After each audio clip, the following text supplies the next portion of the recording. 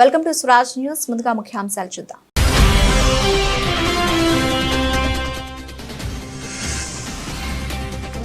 ఉచిత బస్సు ప్రయాణం తప్ప ఒక్క హామీ కూడా అమలు కాలేదు. కాంగ్రెస్ ప్రభుత్వంపై మండిపడ్డ BJP MP Etela Rajender.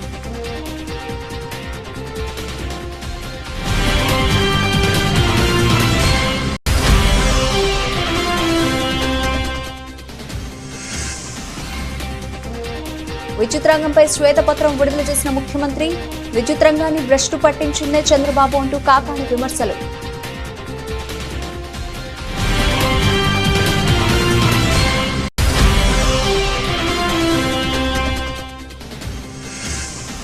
గజ్వేల్లో BJP party శ్రేణులు ఏర్పాటు చేసిన కృతజ్ఞత సభ. ముఖ్య అతిథిగా పాల్గొన్న ఎంపీ రఘునందన్ రావు. బీఆర్ఎస్ కాంగ్రెస్ పార్టీలో విమర్శలు గుప్పించిన రఘునందన్ రావు.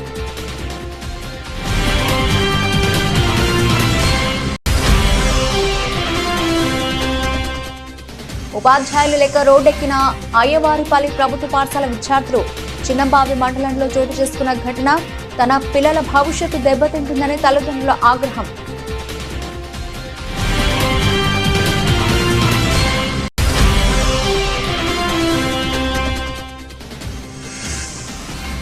టీమిండియా కొత్త కోచ్ గా గౌతమ్ గంభీర్ నియామకం. అధికారికంగా వెల్లడించిన బీసీసీఐ కార్యదర్శి జైషా.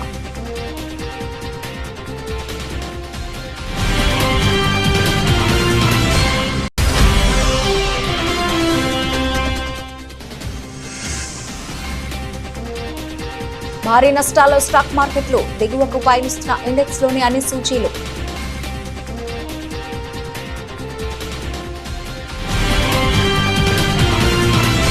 ఉచిత బస్సు ప్రయాణం తప్ప ఒక్క హామీ కూడా అమలు కాలే. ఎంపీ ఈటెల రాజేందర్. ఈ ముఖ్యమంత్రికి ఎలా నిద్ర పడుతుందో. విద్యార్థులు తలుచుకుంటే కేసీఆర్ లాగా మీ అడ్రస్ గల్లంత అవుతుందని కామెంట్. ప్రజలు తాత్కాలికంగా నోరు మూసుకొని ఉండవచ్చు, భయపడుతూ ఉండవచ్చు, కానీ సమయం వచ్చినప్పుడు గుద్దుడు గుద్దితే దిమ్మ తిరుగుతుందని మల్కాజ్గిరి ఎంపీ ఈటెల రాజేందర్ వ్యాఖ్యానించారు. కూకట్పల్లి అసెంబ్లీ నియోజకవర్గం ఎన్కేఎన్ఆర్ గార్డెన్స్ లో నిర్వహించిన కృతజ్ఞత సభతో పాటు పలు డివిజన్లలో ఏర్పాటు చేసిన కార్యక్రమాలకు మల్కాజ్గిరి పార్లమెంటు సభ్యులు ఈటెల రాజేందర్ హాజరు కాగా స్థానికులు ఘనంగా సన్మానించారు. ఈ సందర్భంగా ఆయన మాట్లాడుతూ, ఎంపీగా నియోజకవర్గ పరిధి చాలా పెద్దది అయినా మీ అందరినీ కలిసే ప్రయత్నం చేస్తాను. ఏ నమ్మకంతో ఓట్లు వేశారో ఆ నమ్మకాన్ని ఒమ్ము కానివ్వను. నాకు ఓట్లు వేయించినందుకు మీ అందరి పేరు నిలబడతాను. చెడపకురా చెడేవు అంటారు. నన్ను చెరిపే ప్రయత్నం చేసి కేసీఆర్ కూడా చెడిపోయారు. మల్కాజ్గిరి పార్లమెంటు పరిధిలో చైతన్యవంతమైన ప్రజలు ఉంటారు. ప్రజాస్వామ్యానికి దెబ్బ తగులుతుందంటే సరైన నిర్ణయం తీసుకుంటారు. పనులు చేసి పెడతాను. ఇప్పటికే పలువురు కేంద్ర మంత్రులతో కలిసి వినతి పత్రాలు ఇచ్చి వచ్చాను అని తెలిపారు. ఉచిత బస్సు ప్రయాణం తప్ప ఒక్క హామీ కూడా అమలు కాలేదు. ఈ ముఖ్యమంత్రికి ఎలా నిద్రపడుతుందో. పెనం మీద నుంచి పొయ్యిలో పడ్డట్టు ప్రజలు భావిస్తున్నారని అన్నారు. నిరుద్యోగ యువకులకైతే కేసీఆర్ ప్రభుత్వంలో నోటిఫికేషన్ రావు. నోటిఫికేషన్లు వచ్చినా ఎగ్జామ్ జరగవు. ఎగ్జామ్స్ జరిగినా ప్రతిభకు పట్టం కట్టరు.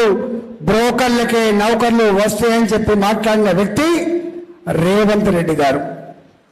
ఆయన తెలంగాణ తెచ్చుకున్నది ఉద్యోగాల కోసమని చెప్పి మా ప్రభుత్వం అధికారం వచ్చిన వెంటనే 2 లక్షల ఉద్యోగాలు భర్తీ చేస్తామని చెప్పి మాట ఇచ్చిన రేవంత్ రెడ్డి గారు ఉద్యోగ క్యాలెండర్ లేదు.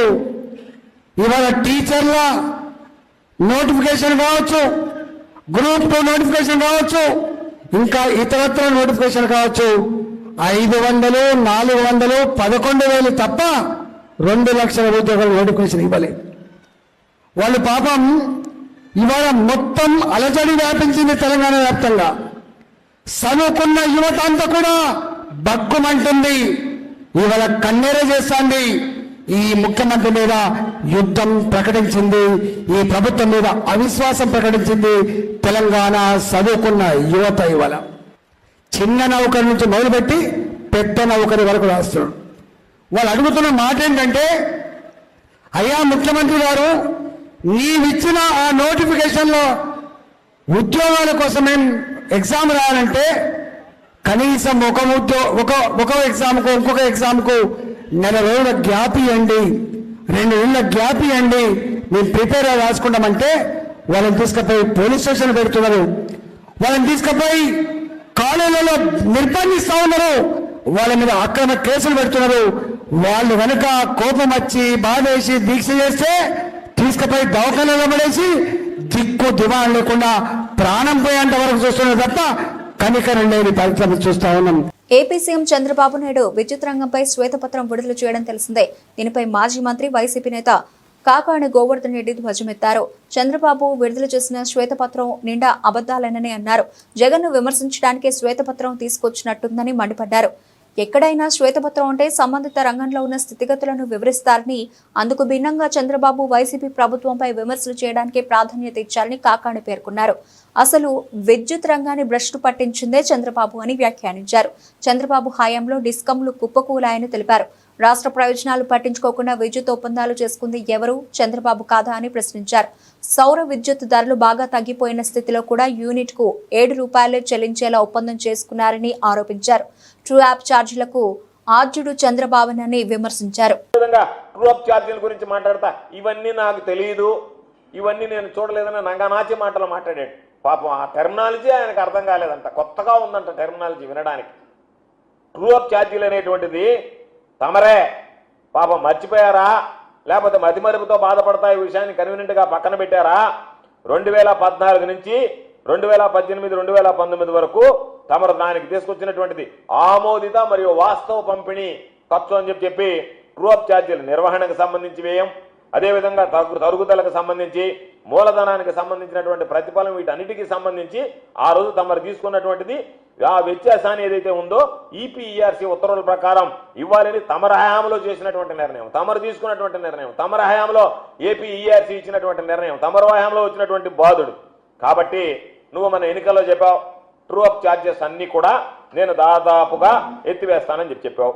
మేము అడుగుతున్నాం, ఈరోజు ట్రూ అప్ ఛార్జీల గురించి మీడియా అడిగితే దాన్ని నేను తీసివేస్తాననేటువంటి మాట మాట్లాడకుండా దాటవేశావు. అన్ని విషయాల్లో ఏ విధంగా మాయ చేస్తున్నావో, మోసం చేస్తున్నావో, అదే విధంగా ఇది కూడా మోసం చేస్తున్నావు, మాయ చేస్తున్నావు అనేటువంటిది అర్థమవుతుంది. ప్రధానమైనటువంటి అంశానికి రైతుల మీటర్లు, నువ్వు ప్రతిపక్ష నాయకుడిగా ఉన్నప్పుడు రైతులకు సంబంధించి నేను మీటర్లు పెట్టడానికి లేదు, పెడితే నేను గందరగోళం చేసేస్తా, మీటర్లు పెట్టనివ్వను, మీటర్లు నేను దానికి సంవత్సరం నేను వ్యతిరేకమై ఉరితాళ్ళు అని మాట్లాడావు, ప్రచారంలో మాట్లాడావు, 2-3 సంవత్సరాల ముందు నుంచి మాట్లాడారు, మీకు సంబంధించినటువంటి నాయకులందరూ మాట్లాడారు. Congress party MP Anil Kumar Yadav media సమావేశం నిర్వహించారు. ఈ సందర్భంగా ఆయన మాట్లాడుతూ కవితను చూడ్డానికి పోయిన కేటీఆర్ ఢిల్లీలో మీడియాతో మాట్లాడడం చూసి బాధేస్తుందని, పవర్ ఉన్నప్పుడు యువరాజుగా ఉండే కేటీఆర్ పవర్ పోయాక తీకమక్క మాట్లాడుతున్నాడని అన్నారు. పార్టీ ఫిరాయింపులు చేసిందే బీఆర్ఎస్, బీజేపీ అని, కాంగ్రెస్ ఎమ్మెల్యేలను అడ్డగోలుగా కొనుగోలు చేసింది బీఆర్ఎస్ కాదా అని గుర్తు చేశారు. ఈడీ, సిబిఐ ముందు పెట్టి చేర్చుకుంది బీజేపీ కాదా అని ప్రశ్నించారు.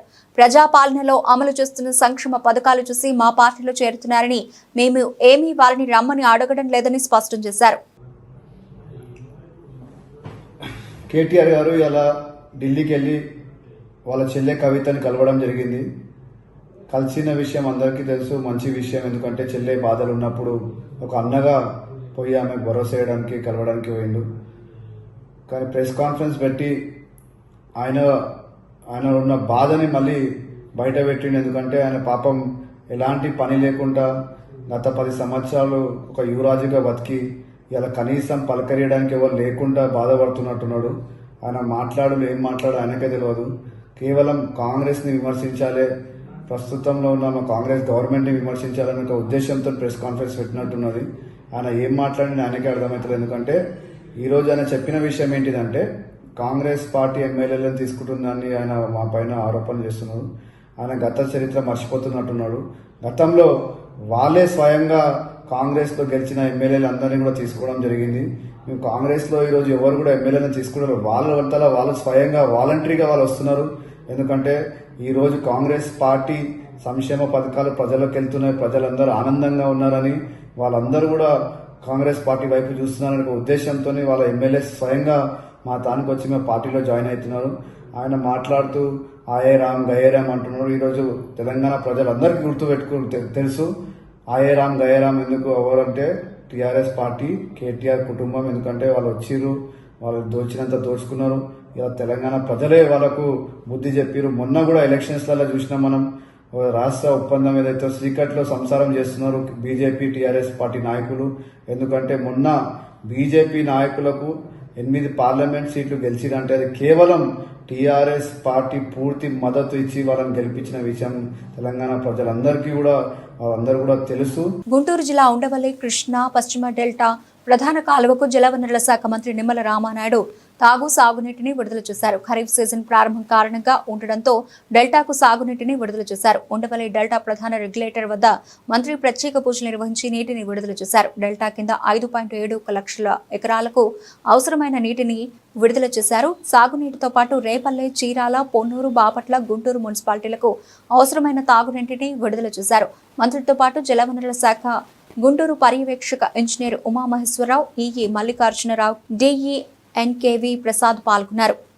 ఈరోజు ఏదైతే గోదావరి జలాలు పట్టిసీమ ద్వారా కృష్ణమ్మ ఒడిలోకి వచ్చి ఆ కృష్ణమ్మ నది ఏదైతే ప్రకాశం బ్యారేజీ దగ్గర నుంచి ఏదైతే అటు కృష్ణ తూర్పు డెల్టాకు అదేవిధంగా ఇటు కృష్ణ పశ్చిమ డెల్టాకు త్రాగునీరు సాగునీరు అందించేటువంటి ప్రక్రియను ఈరోజు ప్రారంభించుకోవడం చాలా సంతోషంగా ఆనందంగా ఉందని చెప్పి తెలియజేసుకుంటూ ఏదైతే ఈ యొక్క పట్టిసీమ సంబంధించినటువంటి గోదావరి జలాలు ఈరోజు ఈ కృష్ణా నదికి చేరకపోతే ఈరోజు కృష్ణా డెల్టాకు సంబంధించి దగ్గర 40 లక్షల మంది పైబడి ప్రజలు ఎవరైతే ఉన్నారో వాళ్ళందరూ కూడా మరి వలసలు వెళ్ళిపోయేటువంటి పరిస్థితి. అంటే పంటలు పండించడానికి సాగునీరు మాట అటుంచి కనీసం మనిషి జీవించడానికి అవసరమయ్యేటువంటి చుక్క నీరు కూడా వాళ్ళకి లేక చెరువులన్నీ కూడా ఖాళీ అయిపోయినటువంటి పరిస్థితిలో వాళ్ళ దాహార్తిని వేళ తీర్చగలుగుతుంది అని అంటే అది చంద్రబాబు నాయుడు గారి దార్శనికతకు ముందు చూపుకు నిదర్శనమైనటువంటి పట్టిసీమ. ఆ రోజు పట్టిసీమ ద్వారా కృష్ణా డెల్టాకి ఇచ్చి దగ్గర 50,000 కోట్లు సంపదను ఆ రోజు రైతులు సృష్టించేలా చేశాం. మరి అటువంటి ముందు చూపు చంద్రబాబు నాయుడు గారు. మరి ఈరోజు మనం చూస్తూ ఉన్నాం. మరి నిజంగా పట్టిసీమ లేకపోతే ఈరోజు కృష్ణా డెల్టా వలసపోవడమే కాదు, మరి ఆల్టర్నేటివ్గా ఏదైతే పులిచింతలు ఉంది, ఏదైతే కృష్ణా వాటర్ నదులు ఏదైతే అటు ఆలిమెట్టి దగ్గర నుంచి ఇటు నాగార్జున సాగర్కి వచ్చే సమయం కృష్ణా డెల్టా వచ్చేటప్పటికి సిద్దిపేట జిల్లా గజ్వేల్ పట్టణంలో బీజేపీ పార్టీ శ్రేణులు ఏర్పాటు చేసిన కృతజ్ఞత సభలో ముఖ్య అతిథిగా ఉమ్మడి మెదక్ జిల్లా ఎంపీ రఘునందన్ రావు పాల్గొన్నారు. ఈ సందర్భంగా ఎంపీ రఘునందన్ రావు మాట్లాడుతూ ఈ రాష్ట్రాన్ని భ్రష్టు పట్టించిన రాష్ట్ర రాజకీయాలను కలుషితం చేసినోళ్లు బాబా బామర్దులు ఇద్దరూ కలిసి ఢిల్లీలో సమావేశం పెట్టారని, సిరిసిల్ల ఎమ్మెల్యే నేషనల్ మీడియా ముందు సన్నాయి నొక్కుతున్నారని ఎద్దేవా చేశారు. సైకిల్ గుర్తు మీద గెలిచిన తలసానిని ఏ రాజ్యాంగం ప్రకారం బీఆర్ఎస్ పార్టీలో తీసుకుని ఎలా మంత్రిని చేశారని ప్రశ్నించారు. కాంగ్రెస్ పార్టీ ఈ దేశానికి పట్టిన దరిద్రమని, పార్టీ ఫిరాయింపులకు భారత రాజ్యాంగాన్ని నాశనం చేయడానికి పుట్టిందే కాంగ్రెస్ పార్టీ అని దుయ్యబట్టారు. ఢిల్లీకి పోయి ప్రెస్ మీట్ పెడితే ఎవరు భయపడరని, కేసీఆర్ చేసిన రాజకీయ దారిద్ర్యాన్ని కాంగ్రెస్ కొనసాగిస్తోందని అన్నారు. సైకిల్ గుర్తు మీద గెలిచిన తలసాని శ్రీనివాస్ యాదవ్ అనేటైన తీసుకొని కారు గుర్తు కేబినెట్ లో మంత్రి పదవి ఇచ్చినటువంటి సిగ్గులేనోడు ఎవరైనా ఉన్నాడంటే అది నీ అయ్య తప్ప ఇంకొకడు కాదు కేటీఆర్. భారత రాజ్యాంగాన్ని టీఆర్ఎస్ పార్టీ కూనీ చేసినంత ఈ దేశంలో ఎవరు కూనీ చేయలేదు. నువ్వు మీ నాయన మీ బావ కలిసి ఒక్కొక్క ఎమ్మెల్యేను ప్రలోభ పెట్టి పైసలు ఇచ్చి నోట్లు ఇచ్చి ఎమ్మెల్యేలను కొనుక్కొని మీ నాయన చేయలే. ఒక్కొక్కరిని కొనుక్కోవడం, ఫామ్ హౌస్ కి తెచ్చి ఒక్కొక్కరిని కొనుక్కోలే, ఒక్కొక్కరికి పైసలు ఇవ్వలే. ఇవాళ అడిగినావు కదా, సిద్దరామయ్య చెప్తున్నాడు కర్ణాటకలో బీజేపీ ఒక్కొక్కరికి 25 కోట్లు ఇచ్చి కొంటుంది. ఇక్కడ రేవంత్ రెడ్డి ఎంత పెట్టి కొంటుండు అని అడుగుతున్నావు. నేను అడుగుతున్నా కేటీఆర్, నువ్వు నీ అయ్యా నీ బావ కలిసి ఎన్ని పైసలు ఇచ్చి కొన్నారు తెలంగాణలో ఎమ్మెల్యేలని? కాంగ్రెస్ పార్టీకి వెళ్ళి 12 మంది ఎమ్మెల్యేలని ఎమ్మెల్సీలని ఒక్కొక్కరిని దొరకబట్టి కేసులున్నాయని, భూములు క్లియర్ చేస్తామని, రియల్ ఎస్టేట్ క్లియర్ చేస్తామని సిగ్గు లేకుండా తెలంగాణలో 63 సీట్లు ఇచ్చి అధికారం ఇచ్చిన రోజు నీ అయ్య అదే పని చేసిండు. 88 సీట్లు ఇచ్చి తెలంగాణను మంచిగా పాలించమని రెండోసారి ముఖ్యమంత్రి చేస్తే నువ్వు భూమి మీద నడవక నువ్వు మీ అయ్య కలిసి కాంగ్రెస్ ఎల్పీని విలీనం చేసుకున్నారు. గురుత్వాకర్షణ సిద్ధాంతాన్ని నమ్ముతాను. నువ్వేం చేసినావో ఇలా రేవంత్ రెడ్డి అనేటోడు కూడా గదే చేస్తున్నాడు. ఒక్క రూపాయి అని సిగ్గులేని దరిద్ర ప్రభుత్వం నీది, నీ అయ్యది. ఈ రాష్ట్రంలో విఠల్ రెడ్డి గారు, విద్యాసాగర్ రావు గారు, పి జనార్దన్ రెడ్డి గారు ప్రతిపక్ష ఎమ్మెల్యేలు ఉంటే కూడా పైసలు తీసుకుపోయి పనిచేసిరు. కానీ నువ్వు, నీ అయ్య ఈ రాష్ట్రానికి పట్టినటువంటి తొలి శని. మీరు ప్రతిపక్ష ఎమ్మెల్యేలకి, నాలాంటి నోరున్న ఎమ్మెల్యేలకి డబ్బులు ఇవ్వకుండా, నియోజకవర్గం అభివృద్ధి కాకుండా పోలీసులని పైసలు వంచేటువంటి మిషన్లుగా వాడుకొని ప్రజాస్వామ్యాన్ని కూని చేసిన దరిద్రులు, దౌర్భాగ్యులు ఎవరైనా ఉన్నారు ఈ తెలంగాణ గడ్డ మీద అంటే అది కేసీఆర్ కుటుంబం. శ్రీకాకుళం కలెక్టర్తో ఎచ్చెర్ల శాసనసభ్యులు నడుకుదిచి ఈశ్వరరావు భేటీ. ఈ సందర్భంగా ఎచ్చెర్ల నియోజకవర్గంలో పలు సమస్యలను ఆయన కలెక్టర్ దృష్టికి తీసుకెళ్లారు. సమస్యల పరిష్కారానికి చర్యలు తీసుకోవాలని కోరారు. అభివృద్ధి కార్యక్రమాలపై దృష్టి పెట్టాలన్నారు. అలాగే వివిధ అంశాలపై కలెక్టర్తో చర్చించారు.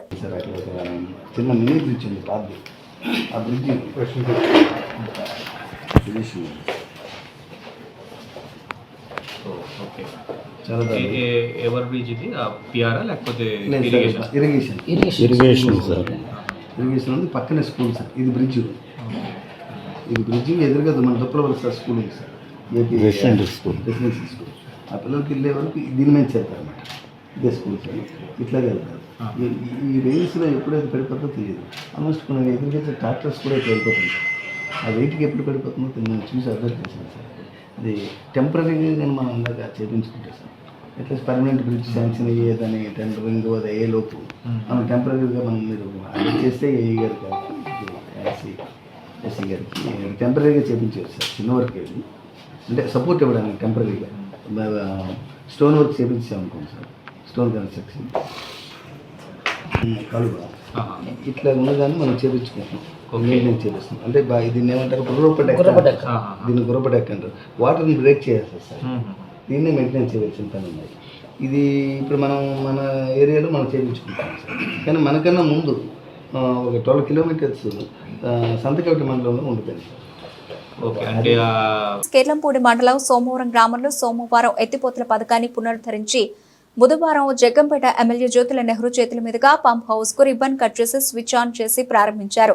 ఈ సందర్భంగా జ్యోతుల నెహ్రూ మాట్లాడుతూ రైతులందరికీ నీరు ఇచ్చే కార్యక్రమం చేస్తున్నామని, 1962 నుంచి నిర్విరామంగా పనిచేస్తున్న పంపింగ్ స్కీమ్ ఆంధ్ర రాష్ట్రంలో ఏదైనా ఉంది అంటే అది సోమవారం పంపింగ్ స్కీమ్ అని, ప్రభుత్వంతో పాటు రైతుల ఆర్థిక వనరులు సమకూర్చుకొని నడిపించుకుంటున్నారని అన్నారు. సోమవారం పంపు హౌస్ పునరుద్ధరించి ప్రారంభోత్సవం చేసి రైతులకు నీరందించామని, ఏలేరు నీటిని పంపుల ద్వారా లిఫ్ట్ చేసి 1200 ఎకరాలకు సోమవారం లిఫ్ట్ ద్వారా 22 క్యూసెక్కుల నీరు సోమవారం, అలాగే ఇరిపాక, బూరుగుపూడి, కృష్ణవరం గ్రామాల రైతులకు సాగునీరు అందిస్తున్నామని అన్నారు.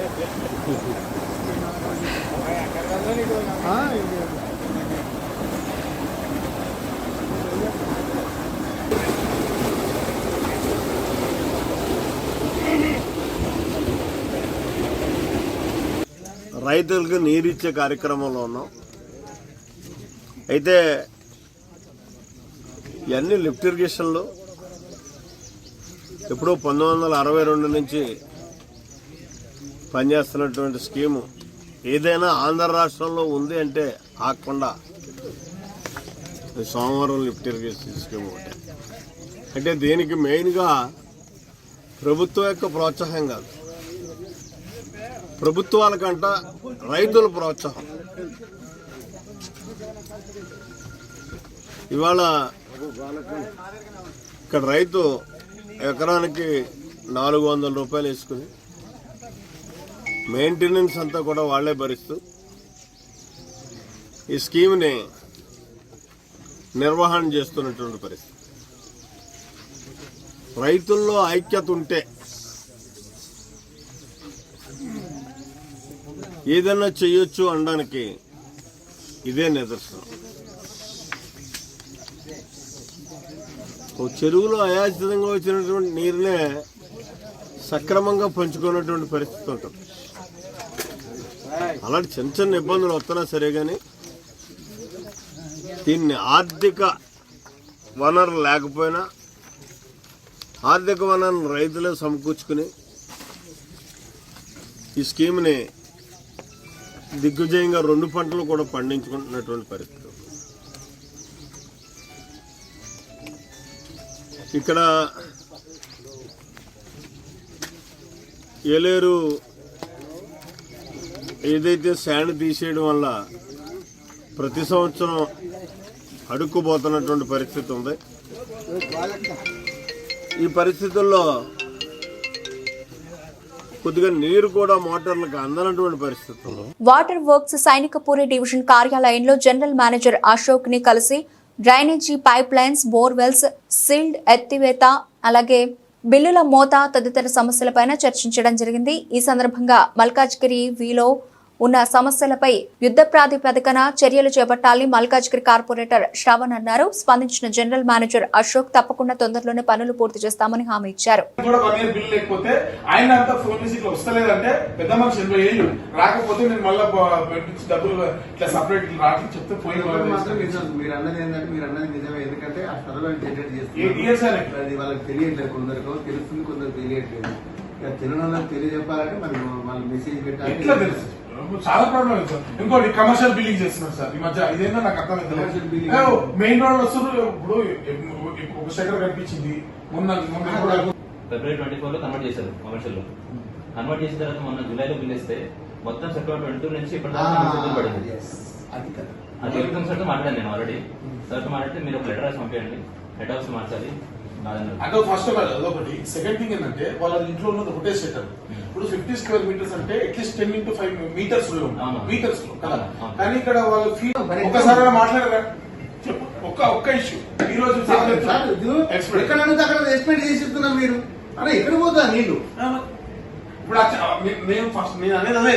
ఇప్పుడు ప్రతిసారి ఇప్పుడు సభ్యులు కూడా వచ్చే ప్రాబ్లం ఏంటి. మండల కేంద్రంలోని అయ్యవారిపల్లి గ్రామం ప్రభుత్వ పాఠశాల యందు సరిపడా టీచర్స్ లేక విద్యార్థులు వారి తల్లిదండ్రులు రోడ్డెక్కిన ఘటన చిన్నంబావి మండలంలో చోటు చేసుకుంది. అయ్యవారిపల్లి ఉన్నత పాఠశాలలో 69 మంది విద్యార్థులు ఉండగా కేవలం ప్రధానోపాధ్యాయులు, వ్యాయామ టీచర్ ఉన్నారు. 6 సబ్జెక్టులకు టీచర్స్ లేక తన పిల్లల భవిష్యత్తు దెబ్బతింటుందని విద్యార్థుల తల్లిదండ్రులు ఆగ్రహం వ్యక్తం చేశారు. గత సంవత్సరం కూడా హిందీ, ఇంగ్లీష్, సోషల్ టీచర్స్ లేక ఊరి సహకారంతో విద్యా వాలంటీర్స్ ని తీసుకుని గత సంవత్సర కాలాన్ని పూర్తి చేశారు. ఈ విద్యా సంవత్సరం విద్యార్థుల సంఖ్య బట్టి కనీసం 6 టీచర్లు అవసరం పడుతుంది. గతంలో తల్లిదండ్రులు టీచర్ల కొరత గురించి విద్యాశాఖ అధికారుల దృష్టికి తీసుకెళ్లినా ఫలితం లేకుండా పోయింది. దీంతో అయ్యవారిపల్లి ఉన్నత పాఠశాల విద్యార్థులు తరగతులు బహిష్కరించి తల్లిదండ్రులతో గ్రామస్తులు కలిసి రోడ్డెక్కి ధర్నా చేశారు. టీచర్లను వెంటనే భర్తీ చేయాలంటూ నినాదాలు చేశారు.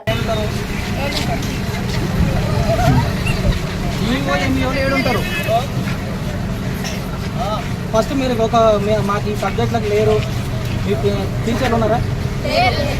ఎంతమంది టీచర్లు లేరు? ప్రిన్సిపాల్ ఉన్నాడా? మరి మీ ప్రిన్సిపాల్ తో లెటర్ ఇప్పించారా?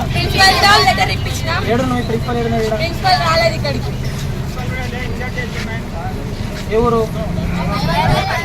ఇప్పుడు మీరు ఎంఈఓకు లెటర్ ఇవ్వాలి. లెటర్ ఇచ్చినాం. ఇది ఏడు ఉంది మీ లెటర్ ఇచ్చినట్టు. మా ప్రిన్సిపల్ సార్ లెటర్ ఇచ్చింది ఫస్ట్. పెద్దపూడి మండలం పెద్దాడ గ్రామంలో స్థానిక ఎస్సీ ఏరియా నందు ఆదివారం రాత్రి గ్యాస్ సిలిండర్ పేలి దగ్ధమైన పార్వతికి చెందిన ఇంటిని పరిశీలించి అనపర్తి నియోజకవర్గం మాజీ శాసనసభ్యులు డాక్టర్ సతీ సూర్యనారాయణ రెడ్డి బాధితులకు ఆర్థిక సహాయాన్ని అందించారు. ఈ సందర్భంగా మాజీ శాసనసభ్యులు డాక్టర్ సూర్యనారాయణ రెడ్డి మాట్లాడుతూ గ్యాస్ సిలిండర్ పేలడం కారణంగా ఇల్లు పూర్తిగా కాలిపోయిందని, ప్రభుత్వ అధికారులు ఈ కుటుంబాన్ని ఆదుకోవాలని, గ్యాస్ సిలిండర్ ప్రమాదం సంభవించినప్పుడు నిబంధనలను అనుసరించి గ్యాస్ కంపెనీలు నష్టపరిహారం చెల్లిస్తాయని, అధికారులు ఇందుకు సంబంధించి చర్యలు తీసుకోవాలని అన్నారు. అనపర్తి నియోజకవర్గం పెదపూడి మండలం పెద్దాడ గ్రామంలో ఎల్చూరి అర్జున్ గారి నివాసంలో మరి ఈ గ్యాస్ సిలిండర్ పేలి మరి ఇంటికి తీవ్రమైన నష్టం మరి చేకూరడం జరిగింది. వారిని ప్రభుత్వం ఆదుకోవాలని మరి డిమాండ్ చేస్తూ, అదేవిధంగా ఆ గ్యాస్ కంపెనీ ప్రతినిధులతో కూడా మాట్లాడడం జరుగుతుంది. కంపెనీ నుంచి మీకు ఏమైతే మరి లబ్ధి ఉంటుందో అవన్నీ కూడా వీళ్ళకి వచ్చేలాగా చూడమని కూడా కంపెనీ వారిని కూడా కోరడం జరుగుతుంది. ఏది ఏమైనా అతి పేదవారైన వీరి కుటుంబానికి ఇది చాలా తీవ్రమైన నష్టం. దీనికి సంబంధించి మరి పెద్దాడ గ్రామానికి సంబంధించిన వైఎస్ఆర్ కాంగ్రెస్ పార్టీ కార్యకర్తలు, నాయకులు సమకూర్చిన బియ్యం, అదేవిధంగా నగదు సహాయం కూడా వారికి నా చేతుల మీదుగా అందజేయడం. దీనికి సహకరించిన పెద్దాడ గ్రామ సర్పంచ్ గారికి, గ్రామ పెద్దలు రామకృష్ణ గారికి, మిగతా నాయకులకి కూడా ధన్యవాదాలు తెలియజేస్తాను. టీమిండియా హెడ్ కోచ్ గా మాజీ ఆటగాడు గౌతమ్ గంభీర్ ను నియమించారు. ఈ మేరకు బీసీసీఐ కార్యదర్శి జైషా సోషల్ మీడియా ద్వారా వెల్లడించారు. భారత క్రికెట్ జట్టు నూతన హెడ్ కోచ్ గా గౌతమ్ గంభీర్ కు స్వాగతం పలుకుతున్నామని జైషా తెలిపారు. గంభీర్ టీమిండియా కోచింగ్ పగ్గాలు అందుకోవడం ఎంతో సంతోషం కలిగిస్తోందని పేర్కొన్నారు. ఆధునిక తరం క్రికెట్ ఎంతో వేగంగా పరిణామం చెందుతోందని, ఇప్పటి క్రికెట్ తీరుతెన్నుల పట్ల గంభీర్ కు నిశిత పరిజ్ఞానం ఉందని అభిప్రాయపడ్డారు. తన కెరీర్లో గంభీర్ అనేక పాత్రలను సమర్థంగా నిర్వర్తించాడని, ఇప్పుడు భారత క్రికెట్ ను ముందుకు నడిపించడానికి గంభీర్ తనకి తగిన వ్యక్తి అని బలంగా నమ్ముతున్నానని జైషా వివరించారు. టీమిండియా పట్ల దార్శనికత, అపారమైన అనుభవం దృష్టిలో ఉంచుకొని చూస్తే ఎంతో ఉద్విగ్నభరితమైన ఈ కోచింగ్ పదవిని చేపట్టడానికి అన్ని అర్హతలు ఉన్నవాడు గంభీరే అని అర్థమవుతుందని తెలిపారు. ఈ కొత్త ప్రస్థానం ప్రారంభిస్తున్న గంభీర్ కు బీసీసీఐ సంపూర్ణ మద్దతు ఇస్తుందని జైషా వెల్లడించారు. దేశీయ స్టాక్ మార్కెట్లు బుధవారం భారీ నష్టాలతో ప్రారంభమయ్యాయి. ఈ క్రమంలో ఇండెక్స్ లోని అన్ని సూచీలు దిగువకు పయనిస్తున్నాయి.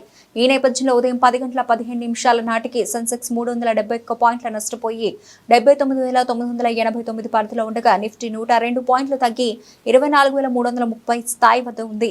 మరోవైపు బ్యాంక్ నిఫ్టీ 285 పాయింట్లు కోల్పోగా, నిఫ్టీ మిడ్ క్యాప్ సూచి 582 పాయింట్లు తగ్గింది. అమెరికన్ ఫ్యూచర్స్ మార్కెట్లు కూడా ఫ్లాట్ గా ఉన్న నేపథ్యంలో ఈ ప్రభావం దేశీయ మార్కెట్లపై కనిపిస్తోంది.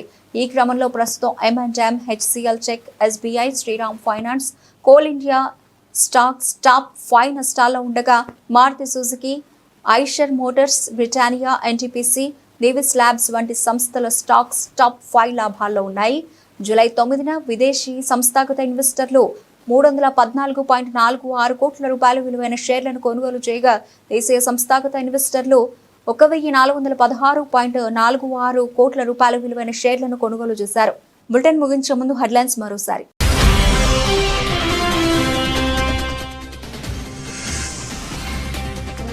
ఉచిత బస్సు ప్రయాణం తప్ప ఒక్క హామీ కూడా అమలు కాలేదు. కాంగ్రెస్ ప్రభుత్వంపై మండిపడ్డ BJP MP Etela Rajender.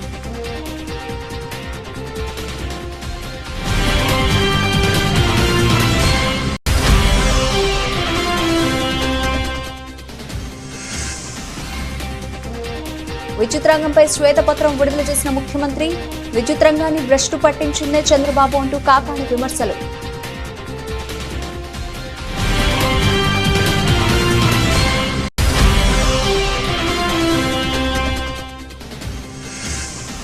గజ్వేల్లో BJP party శ్రేణులు ఏర్పాటు చేసిన కృతజ్ఞత సభ.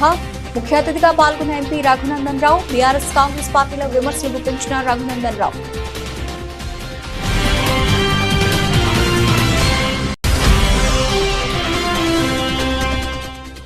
ఉపాధ్యాయులు లేక రోడ్డెక్కిన అయ్యవారిపల్లి ప్రభుత్వ పాఠశాల విద్యార్థులు.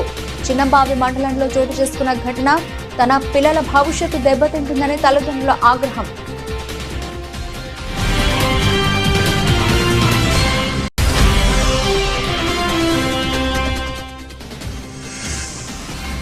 టీమిండియా కొత్త కోచ్ గా గౌతమ్ గంభీర్ నియామకం. అధికారికంగా వెల్లడించిన బీసీసీఐ కార్యదర్శి జైషా.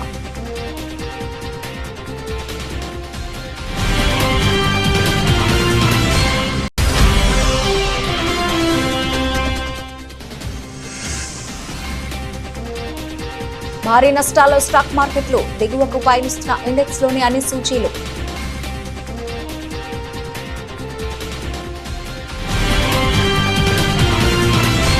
ఇది ఇప్పటివరకు నబిల్చిన అప్డేట్స్. మరిన్ని అప్డేట్స్ తో మళ్ళీ కలుద్దాం. అంతవరకు సెలవు. నమస్తే.